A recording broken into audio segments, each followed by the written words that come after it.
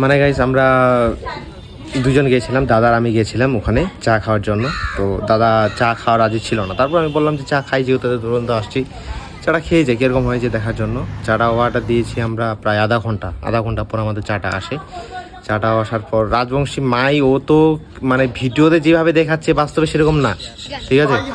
মানে ও দোকান থেকে বের হয় না, আর ওর যে একটা হাজব্যান্ডকে ওখানে রাখে থিয়ে দিছে শালা বোতলকে, ওই বোতল মার্কা তো ধরো যে তুমি যদি এখনও অর্ডার করো তোমার আধা ঘন্টা পর আসবে। তোমার যেই হোক ওখানে যে আশেপাশে যে মানুষগুলো ছিল ওরা আমার অনেক আগে থেকে আমরা যখন যাই তার অনেক আগে থেকে ওরা বসেছিল, ঠিক আছে?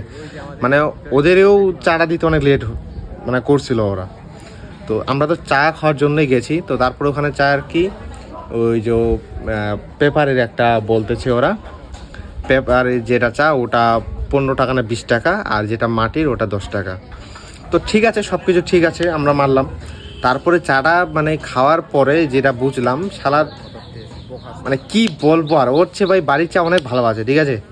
মানে আমরা যে চাটা যে খাওয়ার জন্য যাচ্ছি ওখানে চাটা মোটো অতটা ভালো না।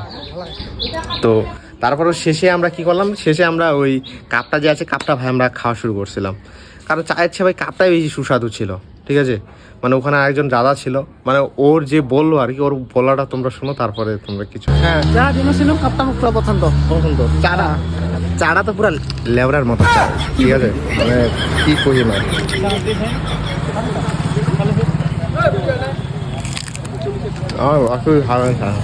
চাটা তো ভালো হয়েছে, দেওয়া যায় না কিন্তু ফালটাই মাহা কটকট পুরা বিস্কুটের মতো বুঝতে পারবে। আর সবচেয়ে বেশি যেটা বলবো সেটা হলো বাস্তবে আমরা যেটা দেখতেছি বা যেটা গিয়ে দেখলাম ওদের ভিডিওর সাথে কোনো মিল নেই, ঠিক আছে? মানে ওদের ভিডিওর সাথে বাস্তবের কোনো মিল নেই। তো তোমরা যারা যাবা ভাবতেছো, যারা যাও একটু ঠেলা খেয়ে আসো, ঠিক আছে? ভালোই হবে। মানে এমা দুজন এখন সেলিব্রিটি হয়ে যাবে কালকে থেকে, ঠিক আছে?